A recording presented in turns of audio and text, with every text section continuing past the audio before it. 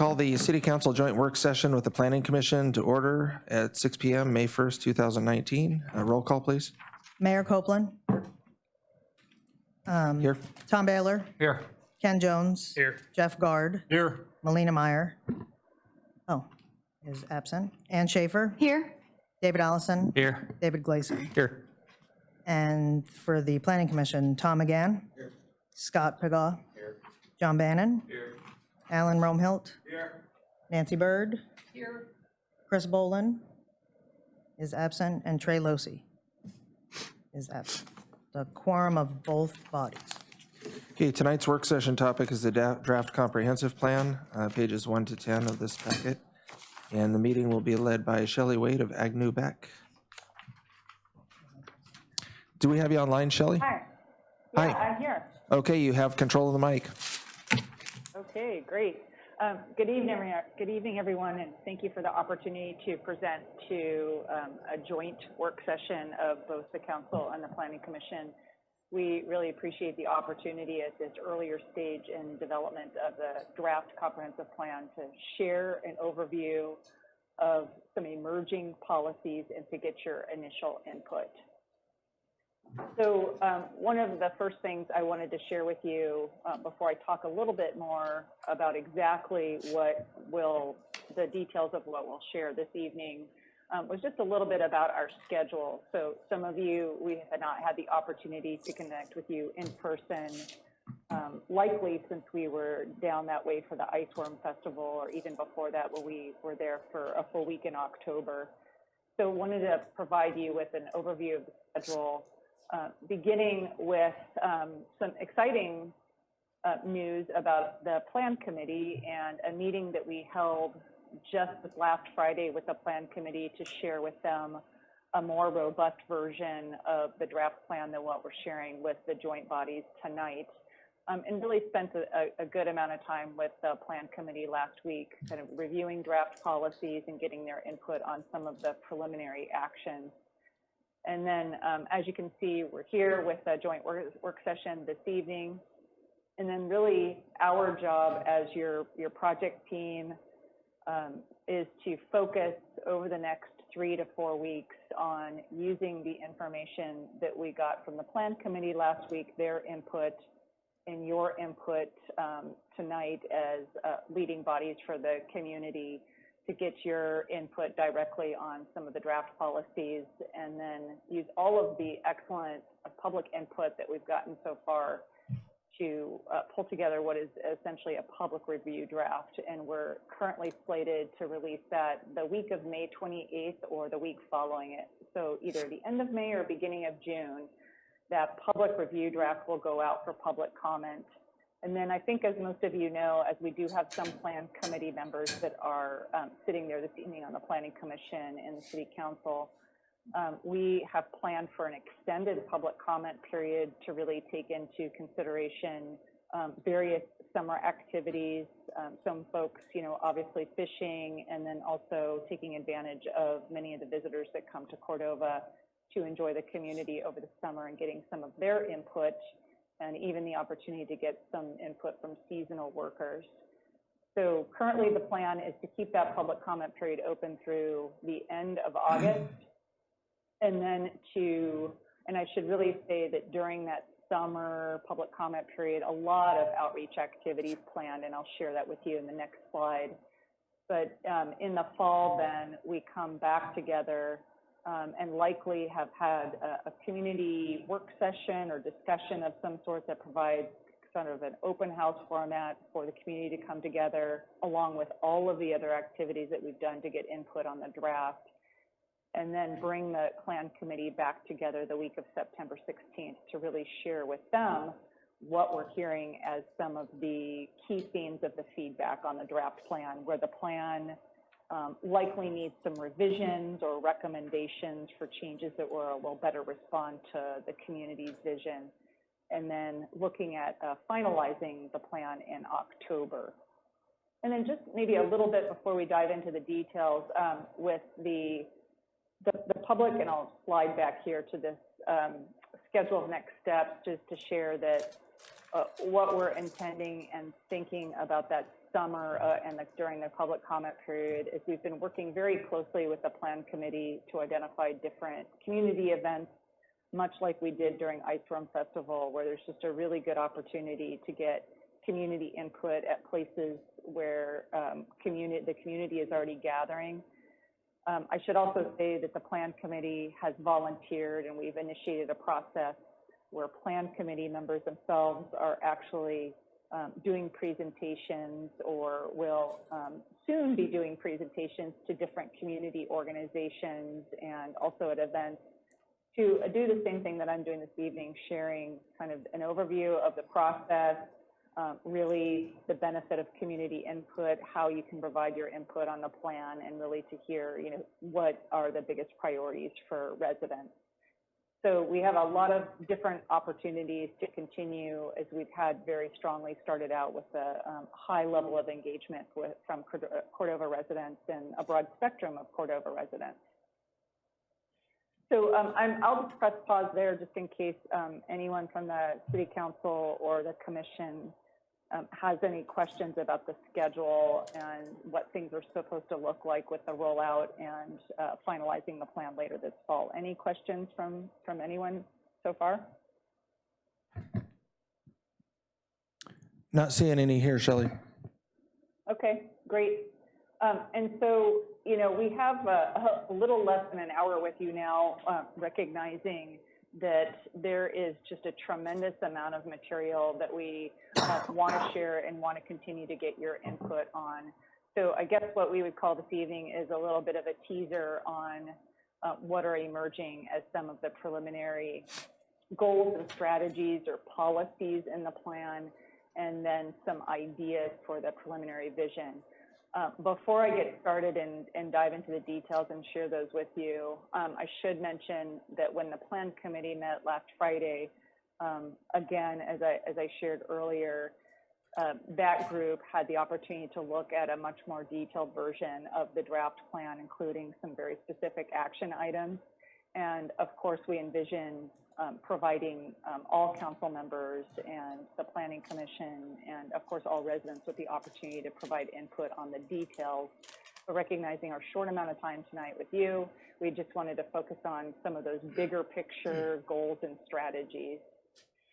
We did also get a lot of really specific and very helpful and productive input from the Plan Committee when we met last week. So what we're sharing with you tonight doesn't necessarily incorporate or respond to those suggestions we received last Friday.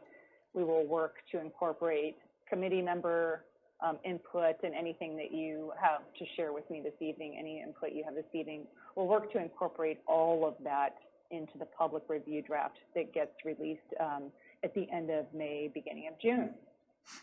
And so with that, I'm going to switch gears here into the work session packet, which is actually the product that you have in front of you and what should be popping up here for everybody on the screen. Mayor Copeland, can you guys see that okay? Yeah, we've got it on a big screen here in front of us, so I'm seeing nods. Okay, awesome.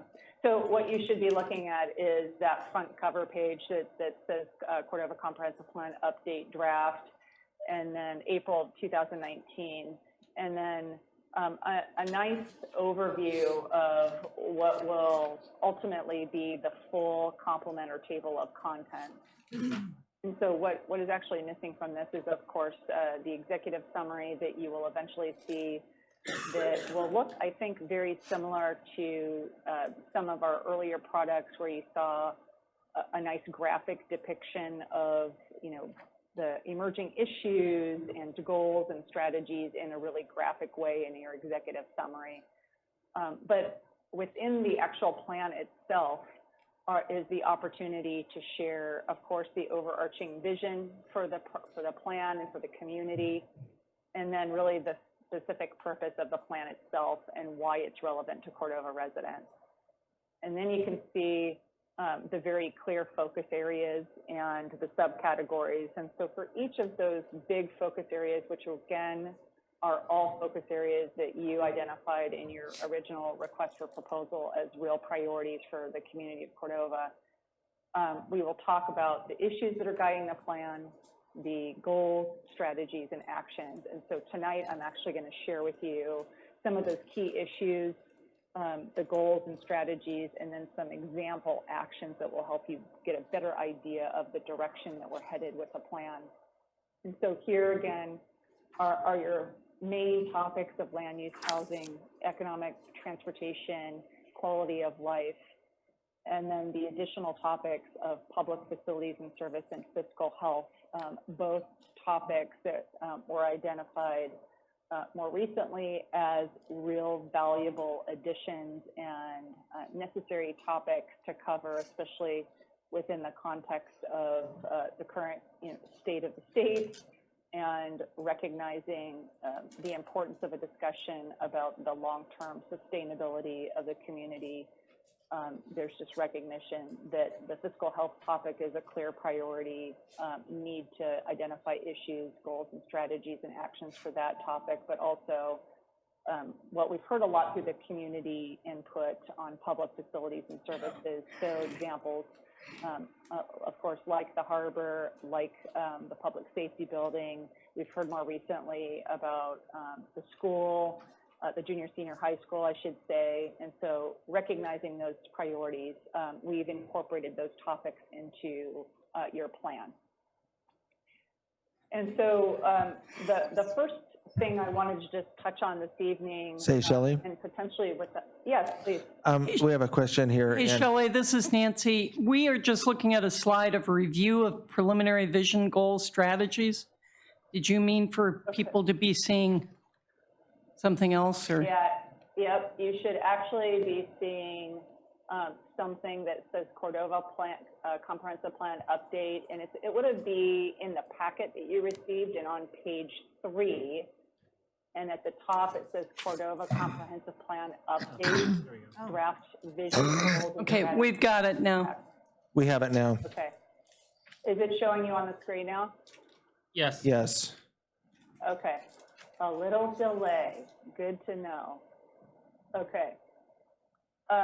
So the first item that it would be great just to spend just a little bit of time, because of, again, in the interest of time, want to make sure that we hit on the big topics for you this evening, are some potential vision statements that essentially say, this is how we envision our community, 10, 15, 20 years from now, with a reminder that the comprehensive plan is a long-term planning document that we need to incorporate some kind of a broader, longer-term vision statement that looks out into the future. So what do we want this community to look like, 10, 15, 20 years from now? And the potential vision statements that you see in front of you are 3 different versions that include a lot of the same concepts that we present to you as potential vision statements. I should mention that the Plan Committee had some good discussion about this, and there was definitely support for one or more of those vision statements. And there was also a good discussion about the need to include something about the rich cultural heritage of the community, and also something about either subsistence or sustainability, with some additional feedback that we got from the Plan Committee. So for folks that are not on the Plan Committee, Planning Commission members and City Council members, I'm curious to hear if you have any initial reaction to these 3 vision statements, or any thoughts or comments as you see those in front of you for maybe the first time. Give us just a second, Shelley. Any thoughts or comments, Council? Of Go ahead. of the 3, I like C the best, but I also agree with some of the statements that you brought up from the Plan Commission of, incorporating like sustainable living or our cultural heritage as well. Okay, is that Ann? Yeah, that's Ann, sorry, Schaefer. Okay, thank you. No, thank you.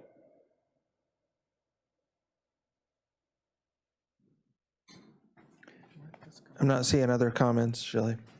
I don't like B. Okay, great. And I clearly recognize that there's a whole bunch of information we're sharing with you tonight. So as you have an opportunity over the next month, especially to absorb, we'll certainly be coming back in front of both bodies to share the public review draft and discuss that further. So the first big section and pretty substantial section of the draft plan is the land use chapter. And what I would like to do before talking about what you're seeing in front of you as the draft goals and strategies is just to mention a little bit about some of the key issues that are guiding this particular piece of the draft plan. And I don't think any of these are going to be surprising to you as city council members or planning commission members, but I will mention them. And some of those that have brought us to the draft goals and strategies and actions or strategies that you see in front of you tonight include things like limited land available for growth.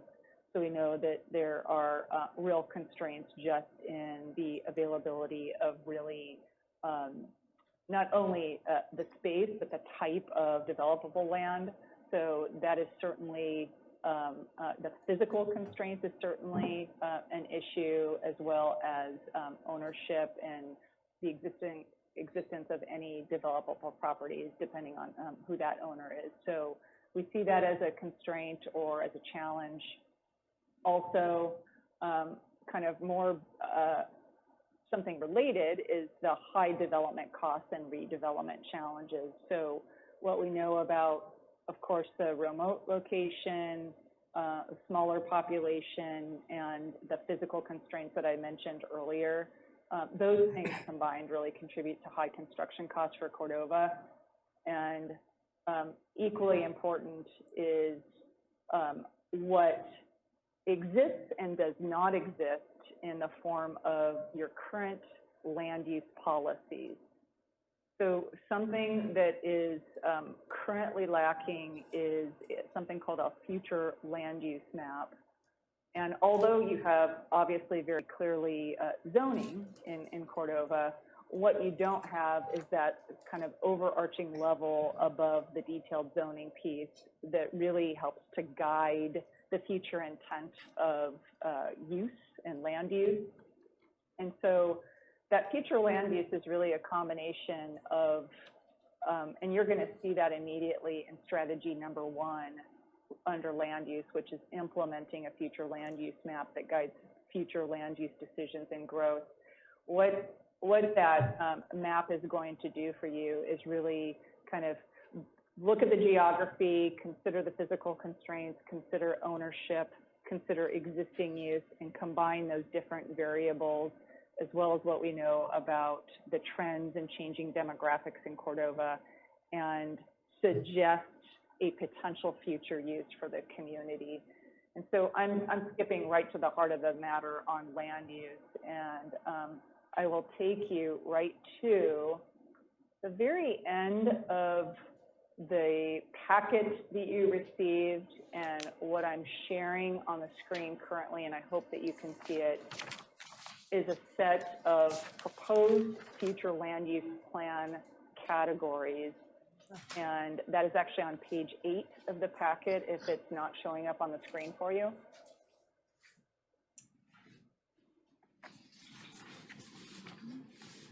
We can see it. You got it. Great.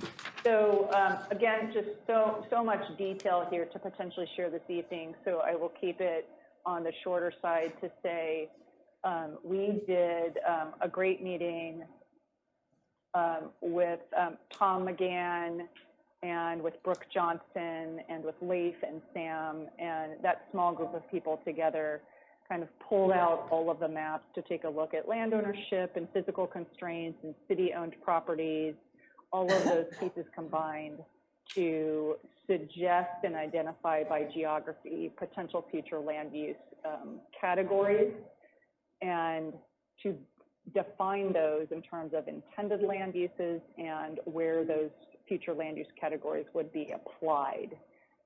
So that's the application area, and an example, and I'll just start with the one at the very top and then skip down to the map so you can see it, is the community core.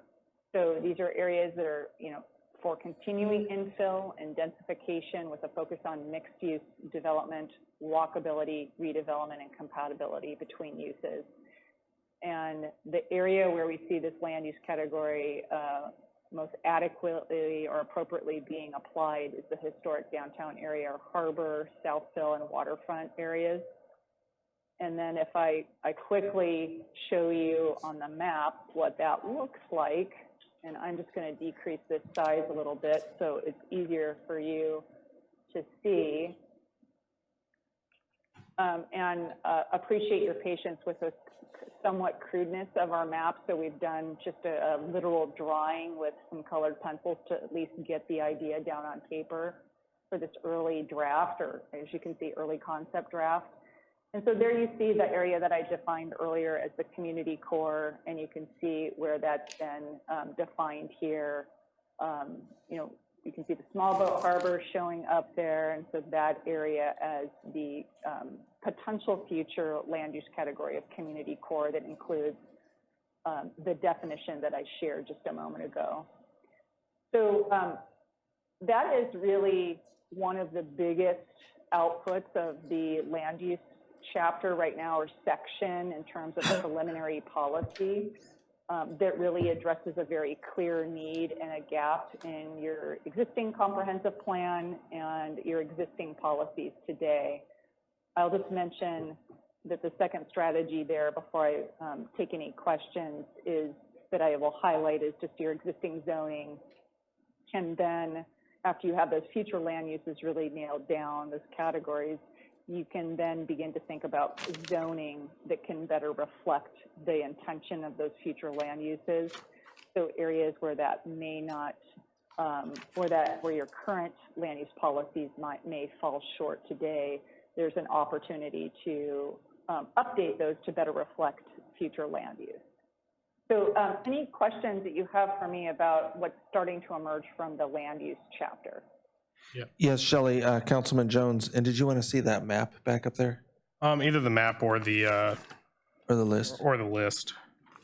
Okay. So Moving down to the list. okay, so one thing I have a little bit of a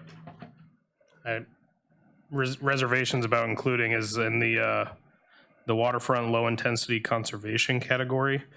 Yeah. You guys have listed Shelter Cove and Odiak Slough for future conservation, but these have been identified as areas for commercial expansion throughout this plan. When you had the map where everybody in the community could put dots, there was substantially more dots in those areas for shipyard fill expansion and harbor expansion projects, and I feel like that's kind of missing in this.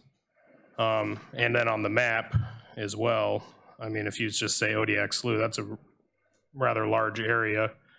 And we've had in 2013 the Southfill plan and some of the harbor plans and some of the other community meetings that we've had in the past included, pushing that breakwater out and expanding the harbor basin and expanding that Southfill. And I just would hate to see this plan impede efforts to do that in the future. Okay, thank you, Councilmember Jones. I that all? appreciate that input. Is that all you had on there? For now. Shelley, I just kind of wanted to, as Clay, Mayor Clay, I just wanted to add to those comments. There's actually on the map, if you could go to the map for a second. Yeah, I'm cruising down there. And this is actually just the corresponding mapping portion of the same comment. Because Yeah. you can extend out off the community core area and that Odiak Slough. There's actually, I think it's almost all tidelands between, if you drew a line, well, actually it's out beyond the harbor. The city purchased tidelands there from the state, and I think we should show those boundaries and designate the areas inside of there. That's some of the area that Councilman Jones was talking about in Odiak Slough, because there has been some thoughts in fact, Agnew Beck did a study on the development of that area. Just a clarification, I don't think the Odiak Slough area isn't identified as waterfront conservation. Mm-hmm. I think that's just the label in Yeah, but that. on the previous page, it says right there, Odiak Slough. And then it has the label kind of encompassing that whole area. Yeah, well, that's something to look at because I I'm don't. going back here now. So that area that we see, I'm back to the land use categories, is waterfront, low intensity conservation, and then how that's defined here. Well, the one thing that, yep, I see that right now. And what we did define, or what we did identify last Friday in the plan committee meeting was that, and I haven't looked at this that much closer since we had this meeting, but that these two categories, that the waterfront conservation community facilities had been swapped. So the colors are incorrect and do not, so essentially the color that you see on the map for waterfront conservation is this more turquoise color, and so that should be the correct corresponding color and community facility. So if you were to swap those colors, and I'm sorry if that's confusing,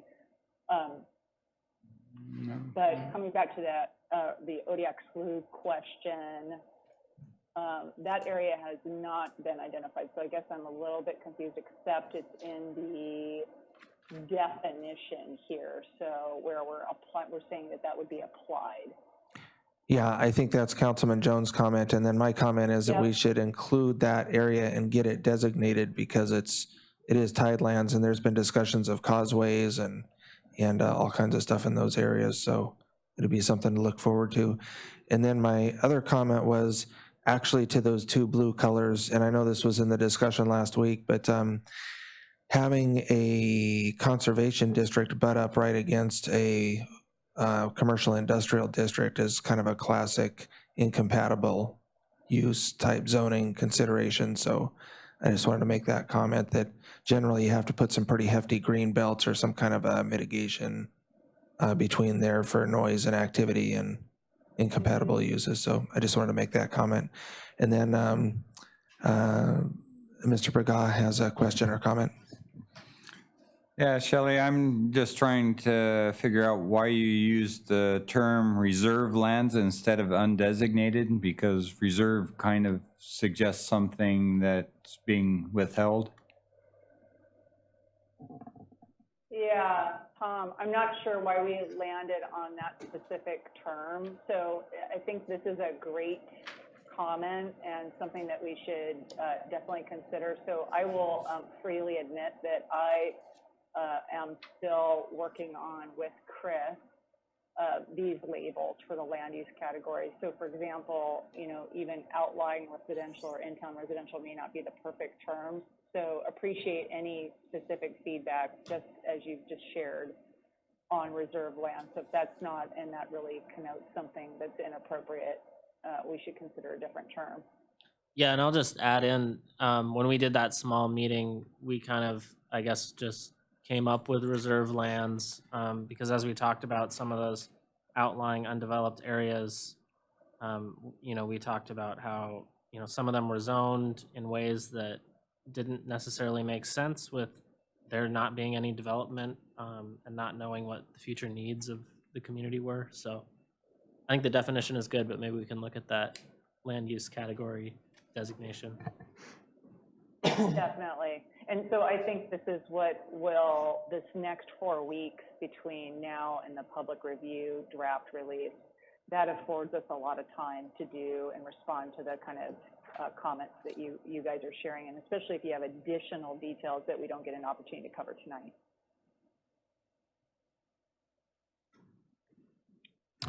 Councilman Jones. Any other comments on land use?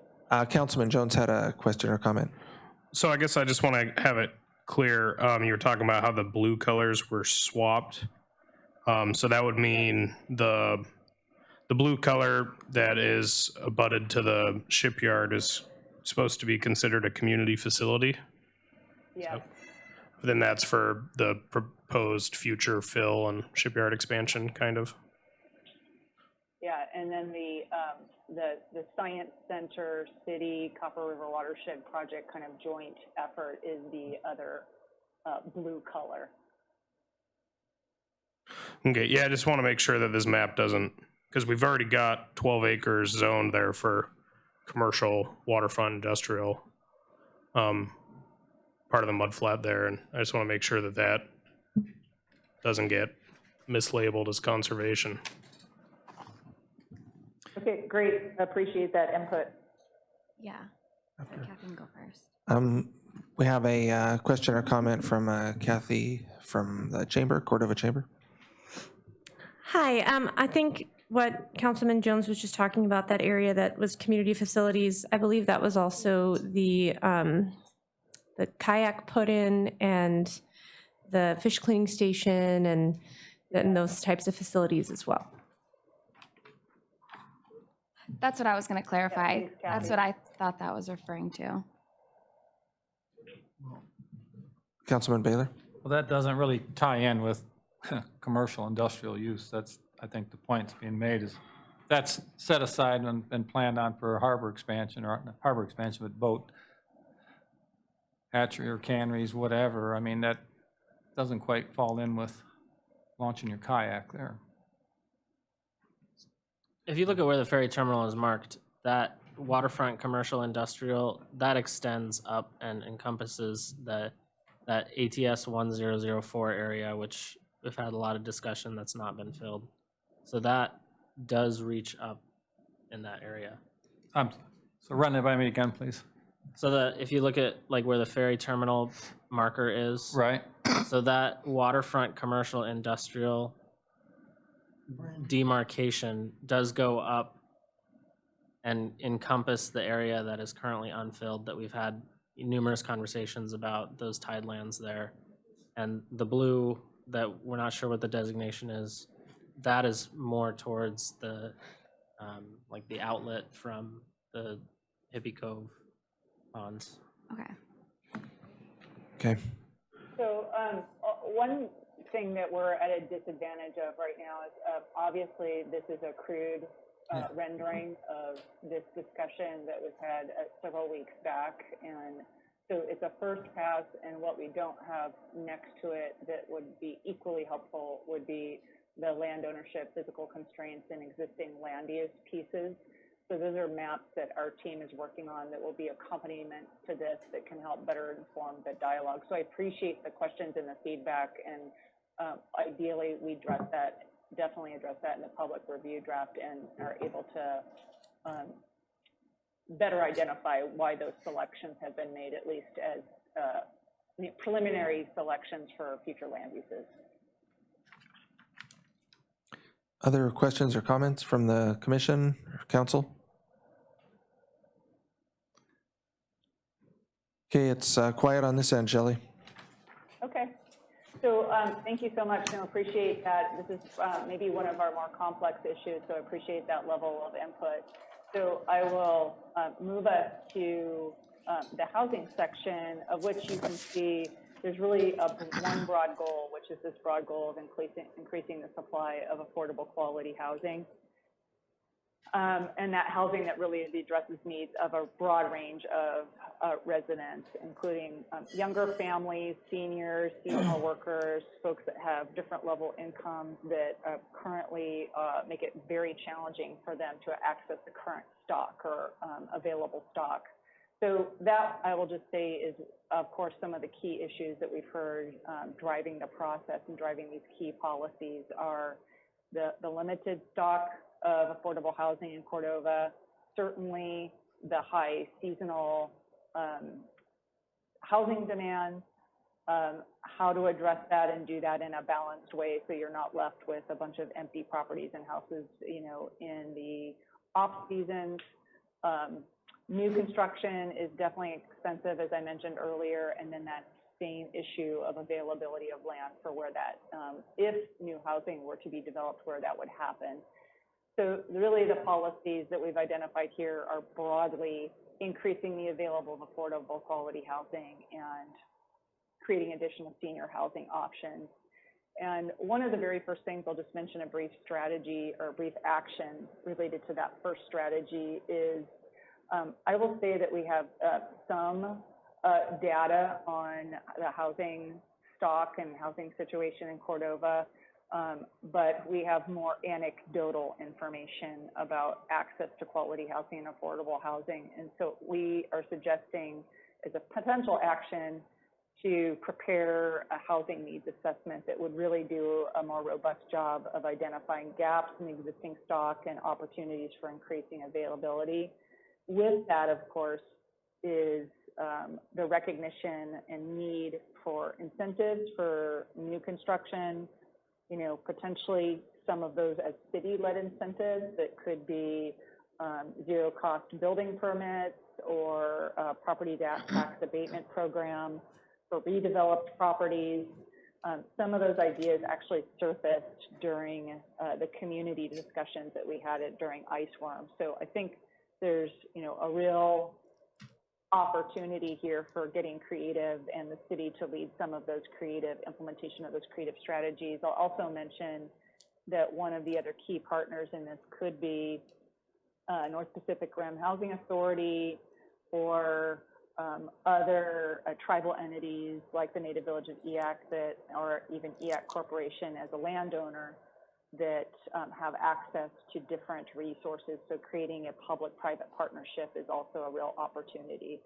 So that's a quick overview of potential housing policy. And again, I'll press pause there for any initial questions or comments from the council or for Planning Commission members. Any thoughts or feedback? Councilman Baylor. Yeah, so, well, for speaking on the city end, I mean, it's $50 for a building permit, so you're not going to encourage too many people by dropping your fees. And the city does a great job now. It's very easy and simple process to get a building permit, and the water department, everybody works well with you. So there's no place to go with that, in my opinion. I think one place we could go, and I don't know how you write it into this plan or encourage it, but you know, at the planning and zoning level and council level, I can go back 6 years ago, we sold a piece of land, and rather than selling it, subdividing it in 2 pieces, it was 4 pieces originally, selling it in 2 pieces. And I made that argument that we should do it that way. They sold it as 1. So it's been sitting empty for 7 years. It has been subdivided into 2 pieces, and now you're gonna have 1 house on it and 1 boat storage. Had we at least taken the initiative to divide that up into 2 lots, you'd have 2 affordable houses on that lot for the last 5 years, guaranteed. We recently sold some land out on Power Creek Road, and with the advice of a 40-year contractor here, one of our best developers, sorry, John, second best. You know, we sold the land without first making sure that there was an easement to access easily and inexpensively the rest of the land. So we may have created a problem there. So you need to step out of the box on the city level when we develop these lands and look long-term and look at out-of-the-box situations.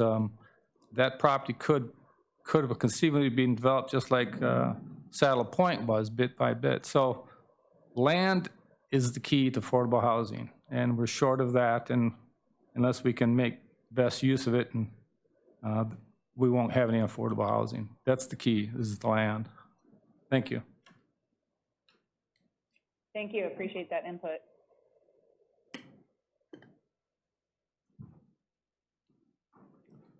Additional comments or questions on housing? Yeah, one more. And then also on the city level, you know, we've got some housing around town that they're trash. I mean, they're falling apart. And I think we've got something on the books that we could rectify that situation. We haven't, and it's a tough subject. You really have to have community backing in order for city to act, and I don't blame them. But you start looking at some of these houses, there's one on Lake Avenue, it has a tarp on it, it has boats, it has nets, it's sitting there for 8 months. You know, if we start making these people maintain their homes or tax them at a better rate, then they can't afford just to sit on them, and then it can become usable housing for people that actually live here. I have a house next to me on a property that's literally falling down, but those are assets that we need and get revitalized. But the community's got to be behind enforcing that, because that can get tough for staff. Mr. Picard?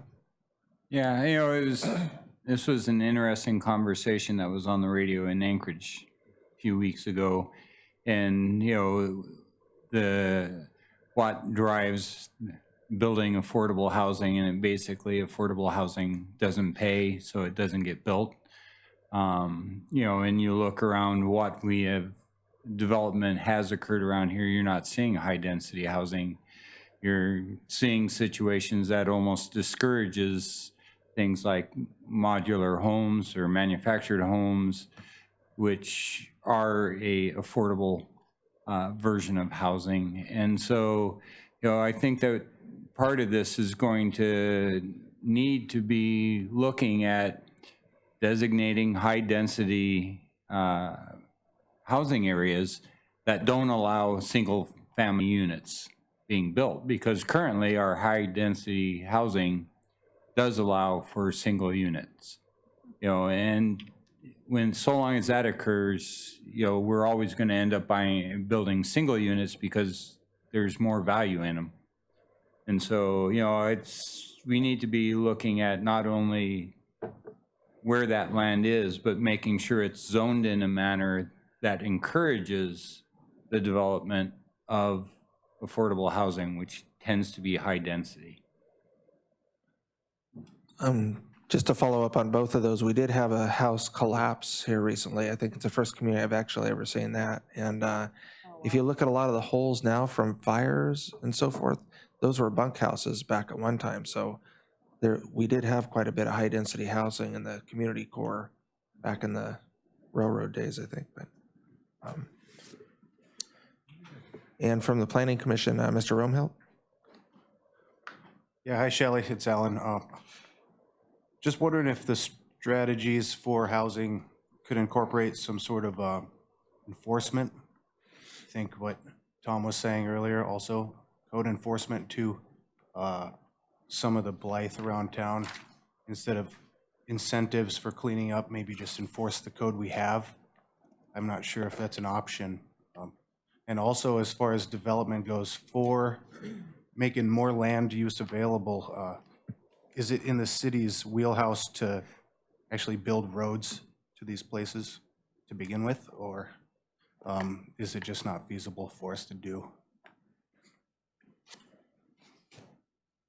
Yeah, so I'm really excited and thinking that what we need to do in the future is something more like a 2-hour work session, and I'd certainly love to be there in person with you guys to respond in a more thoughtful way, because I think a lot of the ideas, definitely the enforcement piece is one that I will say has been reiterated throughout the public process so far. So I think we heard about that topic and the desire for, you know, just a kind of a beautification of and consistency and some pride and ownership of how your space looks as a real important part of community values. And then I think the creative strategies that you're talking about with how do you get the infrastructure built, is that within the developer's camp? Is that a developer responsibility as part of your subdivision code and needs to be enforced as part of your subdivision code?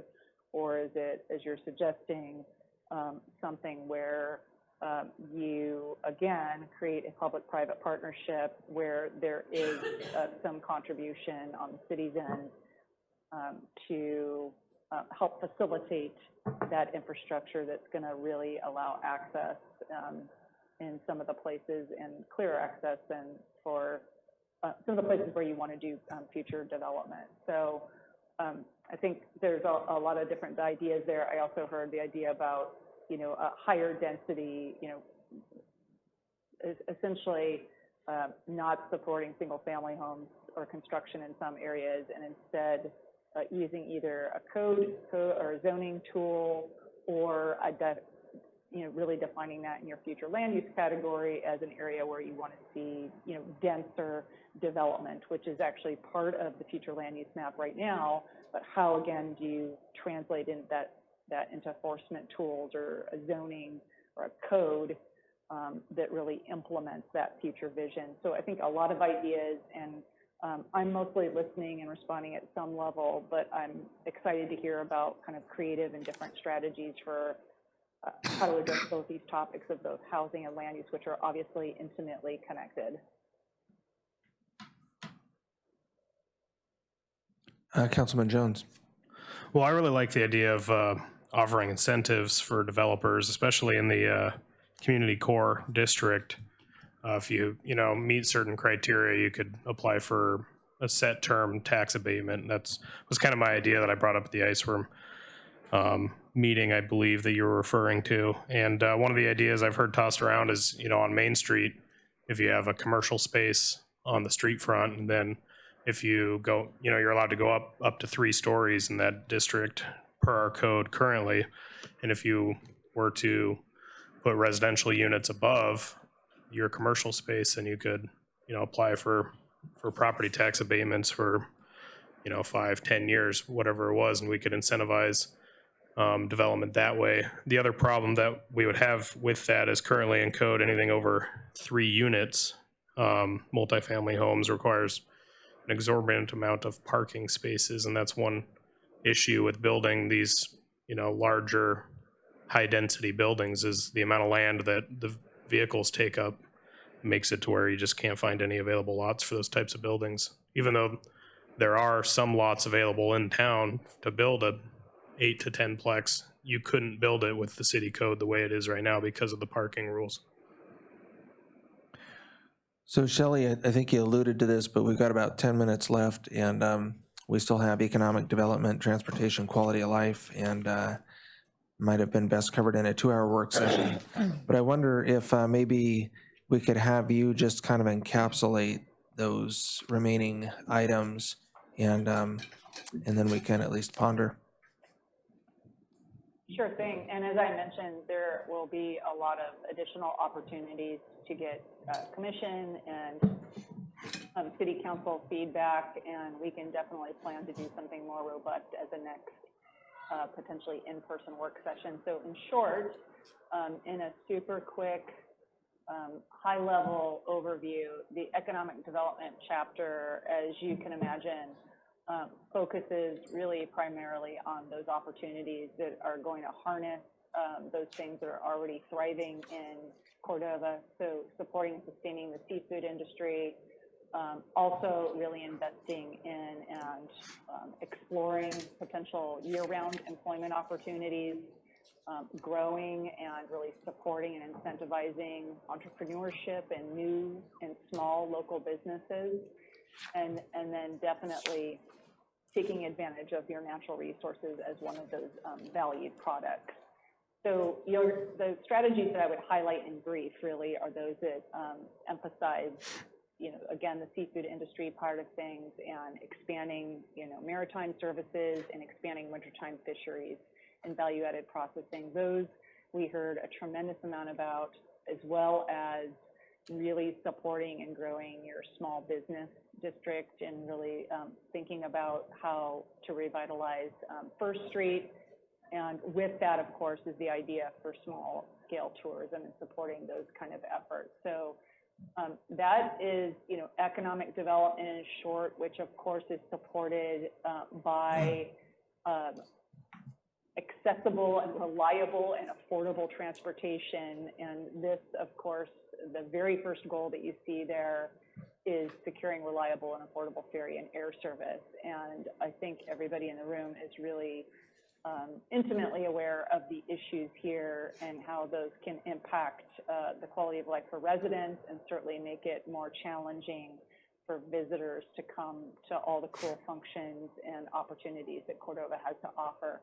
So the first strategy, of course, is really identifying options for reliable and affordable ferry service. And that is going to include a whole suite of things, which some of which are continuing to advocate at the policy level, at the legislative level, at the state level for, at a minimum, maintaining and preserving the ferry service that you have today, and of course, ideally would be expanding, and then the air service part of things. And I did share with the Plan Committee last week that there is an RFP, or request for proposal, out on the street right now that DOT has issued for a Cordova Airport Master Plan update.